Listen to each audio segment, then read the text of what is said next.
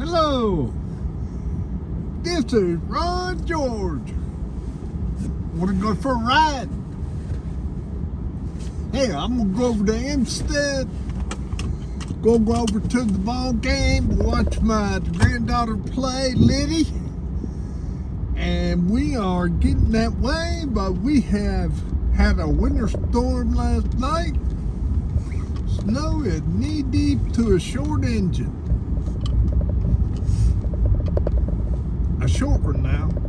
It's only about 8 inches. Now I remember when it was over knee deep to a tall Indian. 36 inches of snow one night. Didn't have church the next day. Yeah, y'all remember that? We lived over at Craigsville. Pastored the church over there. We had canceled the church services. We never canceled. Look right down through here. Look at this. Got a nice little snowdrift here. Hey. Well, might need to get some sunglasses on. Yep. Break out the sunglasses. Snow glasses. It is snow. There went my sunglasses. I got these little clip-ons because the glasses don't change colors in the car. They remain light. So, looky here. The road looks good. I'm going to take it out 4-wheel drive and see if we can get up through here. Here we go. Look at that. Well, hats off to the snowplow guys. Look at that road. And we had a good 8 inches. We had a good 8 inches of snow. Dagnabbit.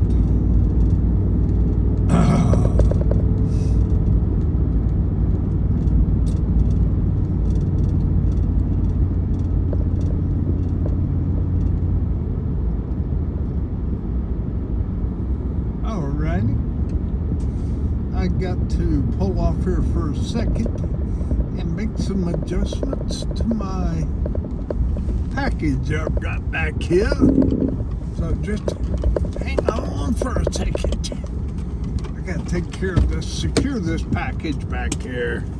Forgot, left it laying up on the bed.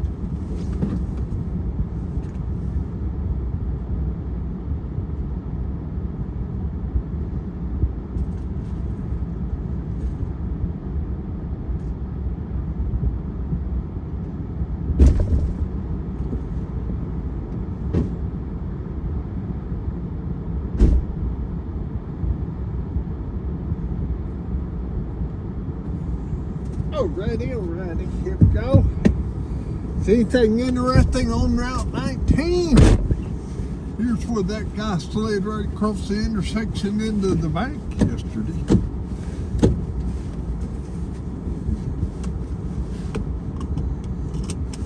Well, you know, it is Saturday, so I hope you're making preparations for church. Come on. Well, we'll have to put in 4 drive. Hear that? Growl. F-150 didn't like that. Pushed it a little bit. Alright, here we go. Yeah.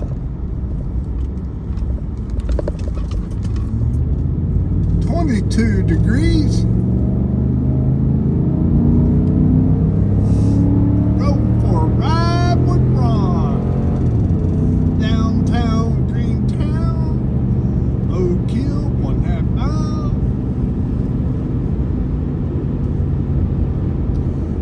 Y'all been over here, haven't you? Well, listen, if you haven't, you can see what it looks like. When I come up on this here entrance, there you go.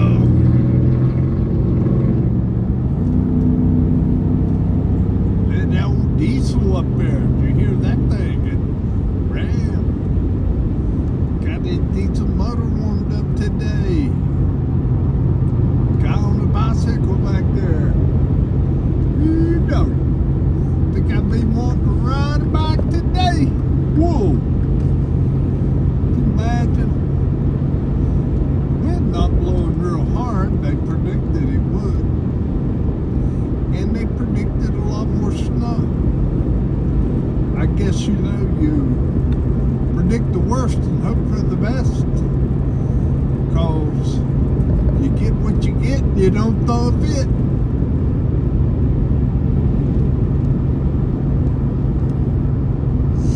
Oh boy, old car over there parked. Didn't make it. Well, I want to tell you about my 2015 heart attack. And I think I've probably given you my testimony about that. Maybe some of you haven't heard what happened to me when I died. It was 10 years ago in 25, so last year was 10 years ago.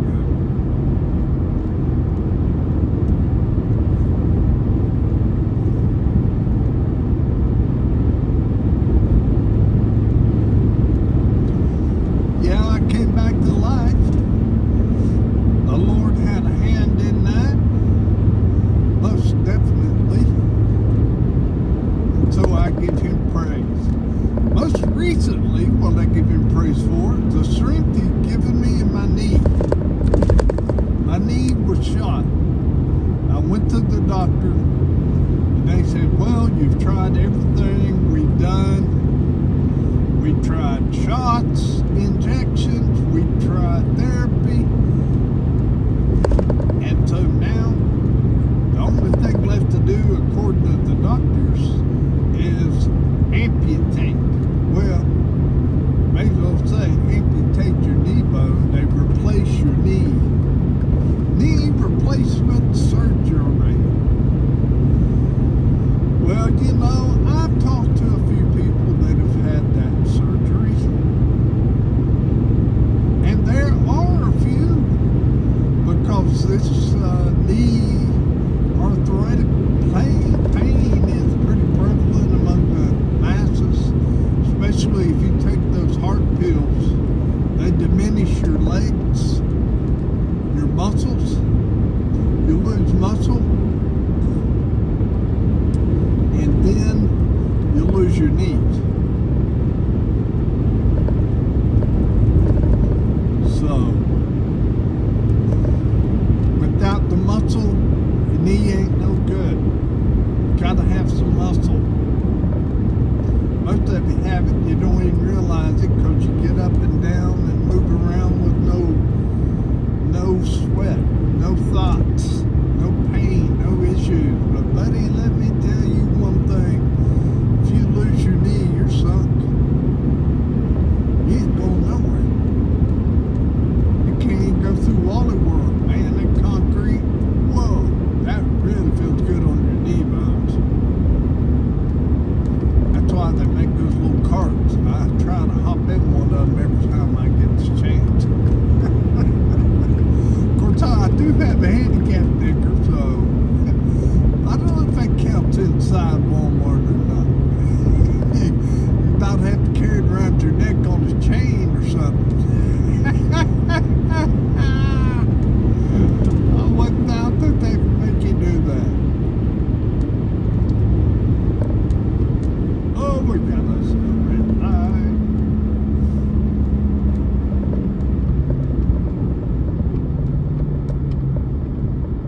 Well, we're just about to go into beautiful downtown, on Route 19, Fayetteville. We worked there for 20 years. Retired, moved up to Whipple, right on up 19 South.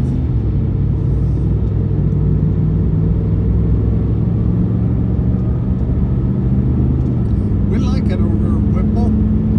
Go to church over at Oak Hill, Calvary Baptist Church. Pastor Greg Smith, Associate Pastor Jim Truman. Two fine young men.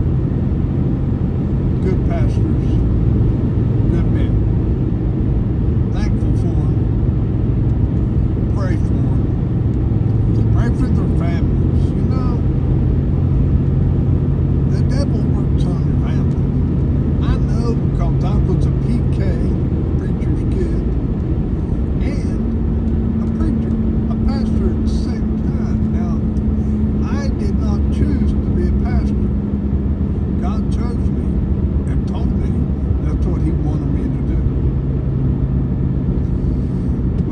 was already a pastor, and he'd been pastoring for quite a while. He was full-time in ministry in his churches that he had. He didn't have any other jobs. He spent all his time on that church.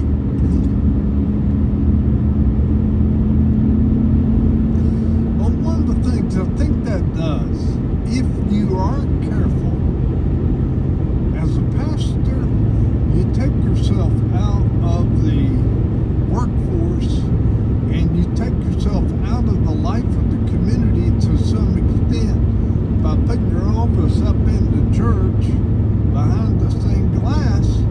You never see anyone. You never do. I mean, going out. Hey, that's what Christianity is about. If you ain't going out, you ain't Christian. Jesus said go. And Christians go. That's the bottom line, friend. Measure it up. Do you go? There you go. If you go, you know you go. And if you don't go, you should.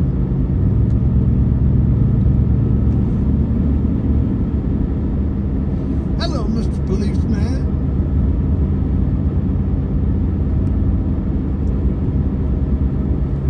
Woman that's the police chief in Fayetteville. Back a few years ago, I don't know, it's probably been 7 or 8 years ago, I had a wedding for her husband. She grew up with my daughters and her friends. Anyway, you know, the Lord has a plan. He wants you to go with him because he has a plan for you, and that's what he told me. What he told me was that if I didn't go with him in his life, my pursuit of happiness was null and void. In other words, I was not going to find happiness where I was headed. Now I want to ask you a question. When you arrive to the point of the place where you are going, will you be happy? Will you be happy with it when you get there?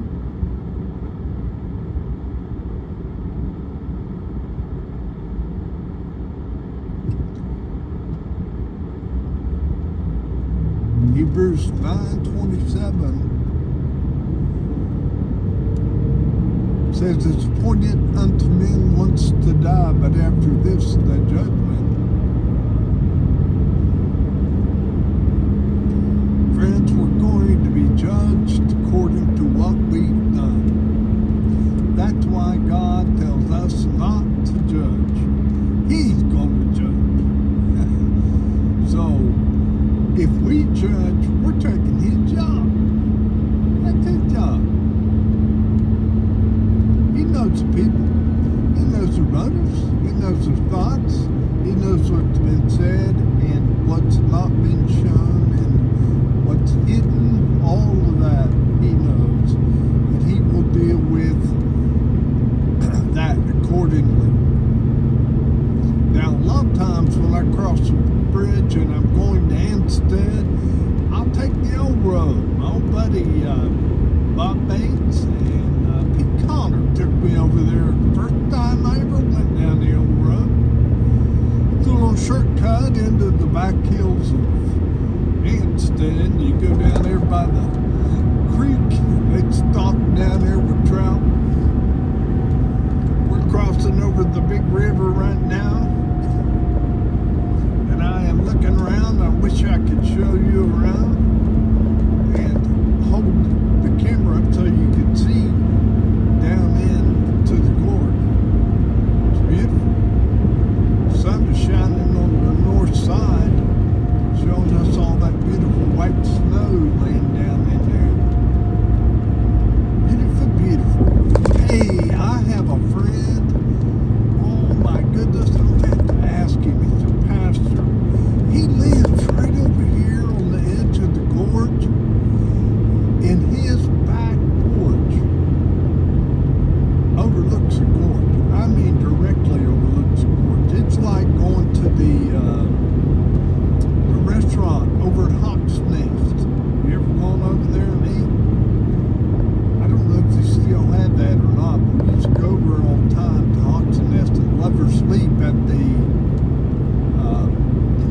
visitor center there. They got a little hotel there. They got a restaurant there.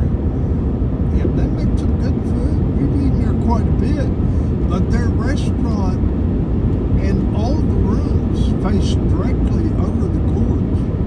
So if you ever go down there to stay and get one of the rooms, you'll see what I'm talking about. But anyway, my friend George is a pastor and lives around the hill there on let's see, which side of the gorge would that be?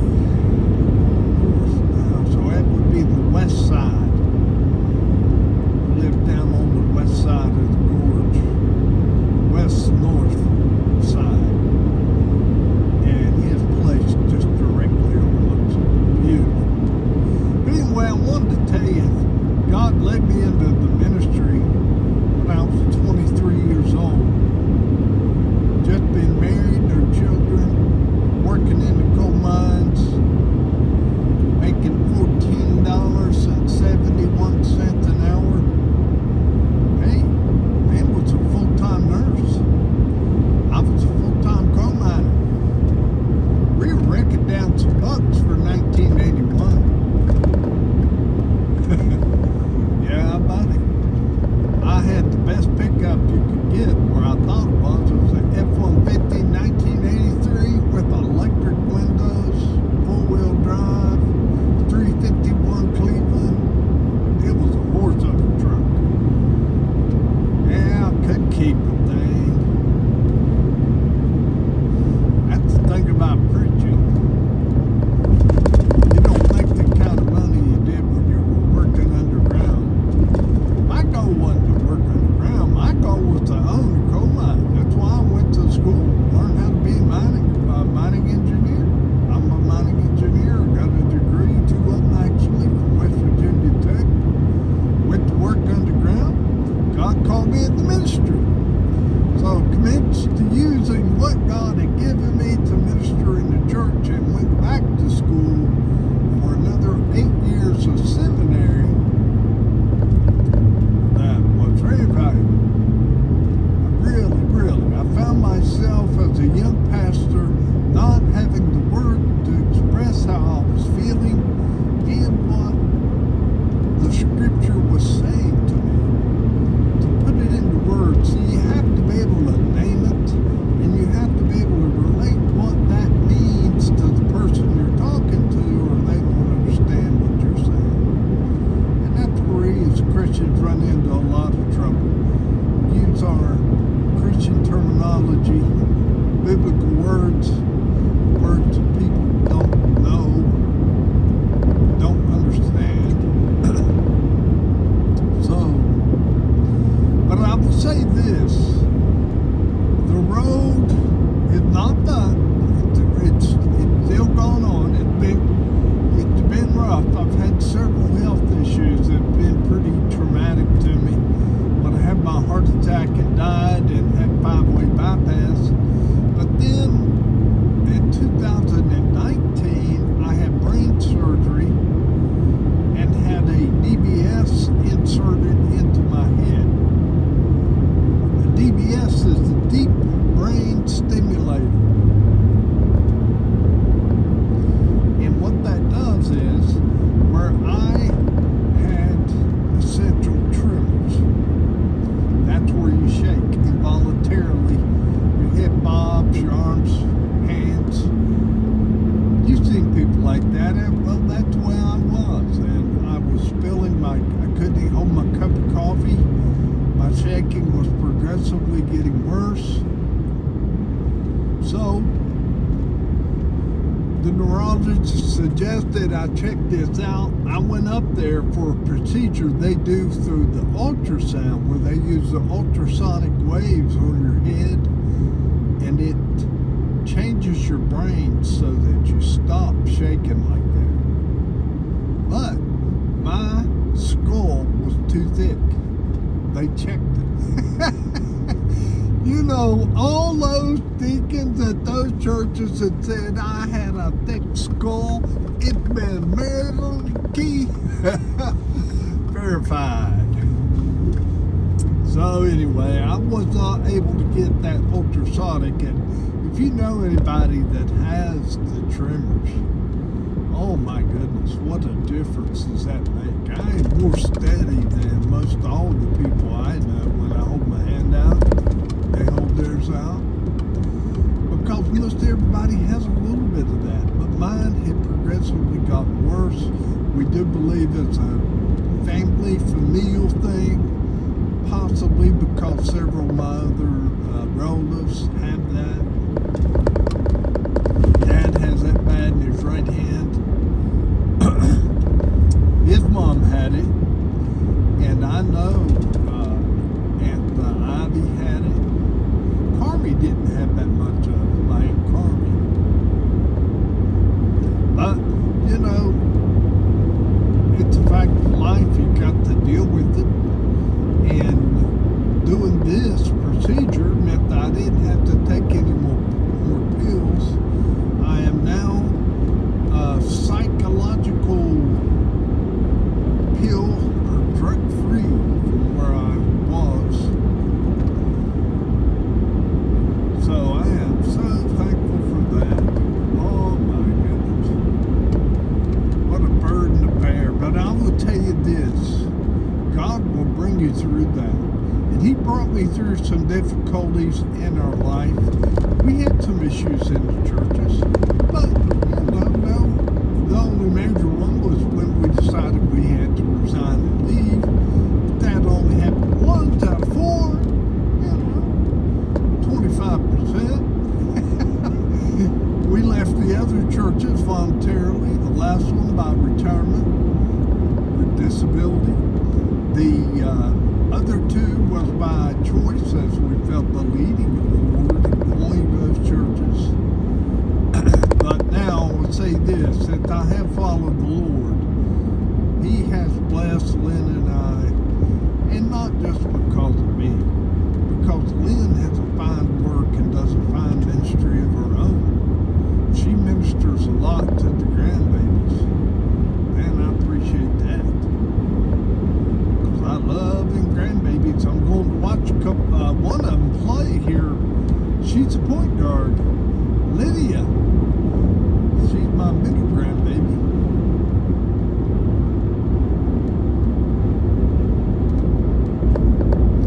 Pretty over here. That's us Route 60, of course. I didn't say that.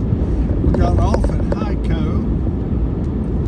Turned on Route 60 there towards Anstead, which I believe it's about 8 or 9 miles out through here. Daughter Beth lives over here in the hills. Got a little 10-acre farm back there. Her and her husband Josh and the kids. Nice little place. Oh man, God really blessed him. Both of them. He's been driving the snowplow. Thank you, Josh. Sure appreciate that. Look at these roads. Nice. Can you imagine if they weren't plowed?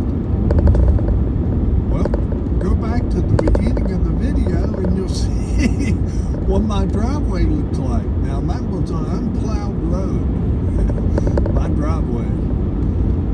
We had 2-3 different snows and they froze and it never really warmed up much. It did warm up some though, thankfully. But 17 or in the teens, it's 19 right now. That's pretty chilly. When I go out and my breath freezes in my lungs, I know I don't want to be out there very long.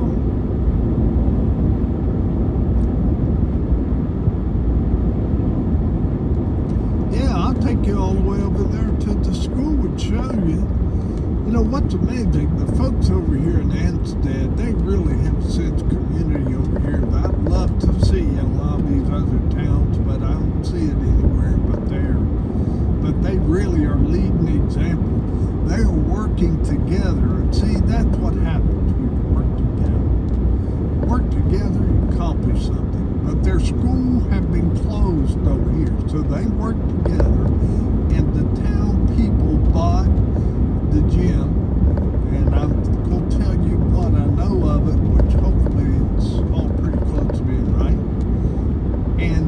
now own it. The town does, and there's a group called the Midland Trail Community Center. This is Hopewell right here. Hopewell Dip. Named after them old Indians lived over in here. That's a lot of them over in here. Venus, right down the river. Hopewell's right here.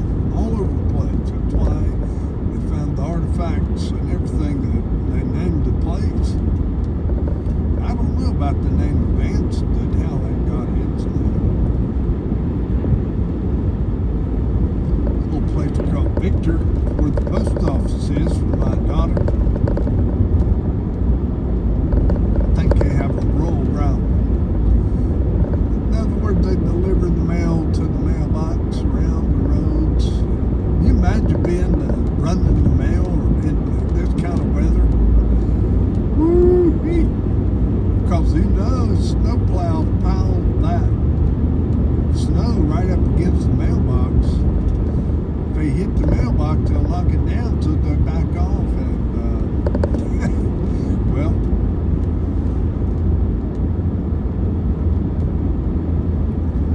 anyway. Yeah, I'll have to say, if you don't know the Lord, you're missing out on what you could have in this life now. You know what God told me about my knee when the doctors told me they couldn't heal it, they had to replace it? The Lord told me, now I can go to work because the doctor can't do it. You proved that, you put your trust in me. So I said, Lord, please heal my knee. Friends, I kid you not, I can feel the bones knit together in there. It tingles like if you have a broken bone. I broke my arm when I was in the 8th grade playing football. And I remember when it was healing up. We are in Ansted.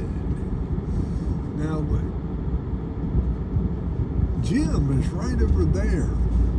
But I want to go on up to town a little bit. I'll show you through the town of Ansted. How long's it been since you've been here? That big old school building right there on top of that hill on the right, if it could have showed you that. Beautiful building. Most beautiful building. One of the most beautiful buildings here in Ansted. There's another big old house down here that was like a hotel or something. It's beautiful. Let's go down here to Lover's Leap, and I will show you at least to the parking lot down here. Now, right up that holler right there to the right, that's where the Ansted ball fields are. We go up through there a lot, watching the kids play, of course. They're not playing up in that field today. Thankfully, what I was saying is the town went together, and now they have a beautiful gym. It is maintained by the people, the volunteers that give their time and bring their kids out there all day on Saturday.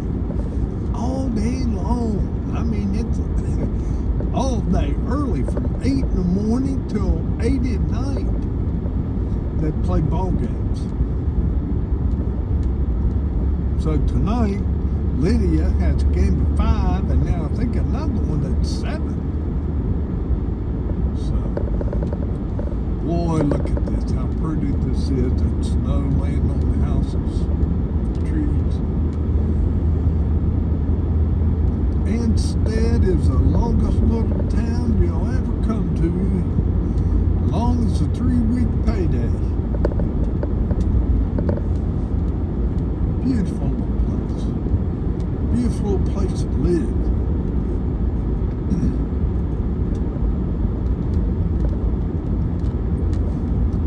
Whole area is.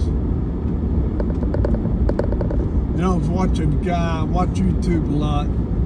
I hate the regular TV anymore. The commercials, I can't take the commercials.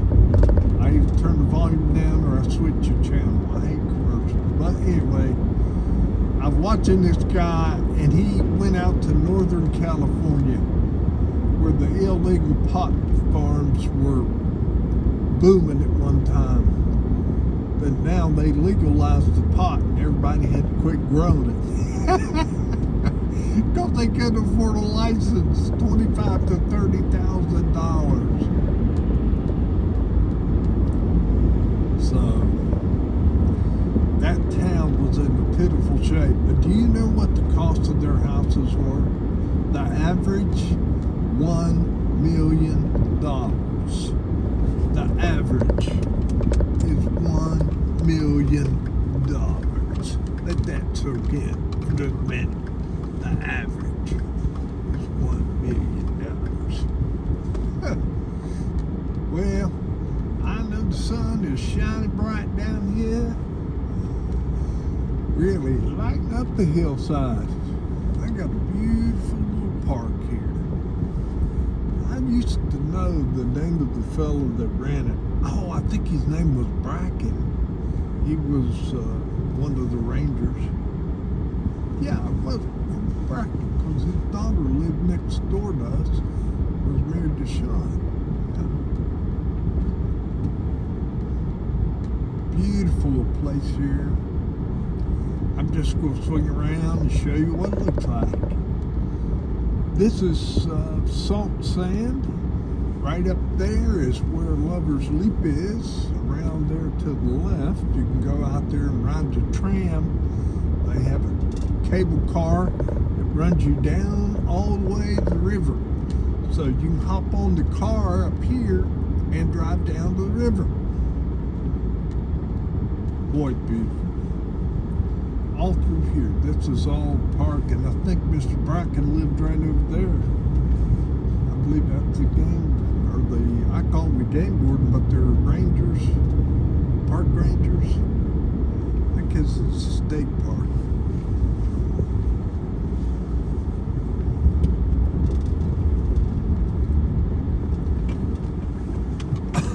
I wanted back around here so you could see this side. See that?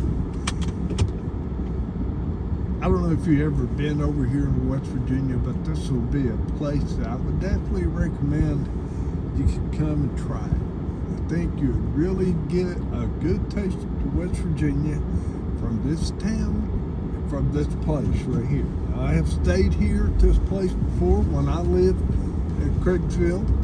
Me and my wife would come over here, and every spring or every late winter, I'll say, we would try to do a trip, just me and her, for a weekend or some time away, go rent a cabin somewhere, and we'd come over here and stayed a few times. Beautiful. Hawk's Nest, Deep Parkland, Lifeline Church, and that Lifeline Church is right here by the Lover's Leap Baptist Church. I want to tell you something. If you live over here down there, I know a lot of good churches here.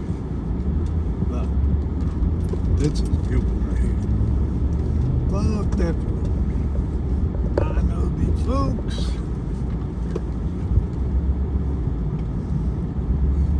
Dad pastored here for 5 years.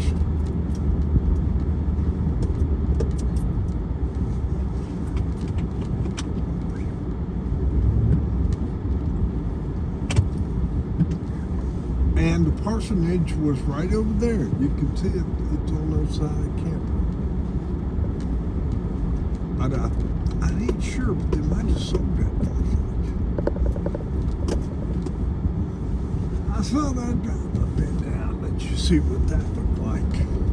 Hey, did I tell you, I went down to Walmart the other day, and they had coolers for $13. Woohoo! $13, and it wasn't quite a full-size cooler, but I thought, man, that would be perfect for my side-by-side. So I'm making plans when Lord heals up my knee some more, and He is. It's getting stronger all the time. I'm going up and down stairs now and putting full weight on it. I couldn't do that for probably about 6 weeks, I'd say. So, The Lord's good all the time. And I am going to thank Him for the healing, and I'm going to say He did it. Now, I did rest it and did try to take care of it, but that's what you have to do for it to heal, you know? But didn't cast. I didn't have cast, and that's the bad thing about knees. You can't cast one up or you can't walk hardly. I walked stiff-legged for quite a while. I didn't want to bend it because it hurt. But we're good now. So thankfully, my knee is healing, and I will credit Jesus Christ, my Lord and Savior, who is known as the great physician. And I got a question for you. You need some healing in your life? I'm sure you probably do. Why don't you get Jesus? Have a chance. Give him some healing. He will surely do it. Friends and neighbors, let's go to Tutors or Gina's. I don't know if Tutors is open. Sometimes they close. All right, friends, I'm going to have me a bite. See y'all.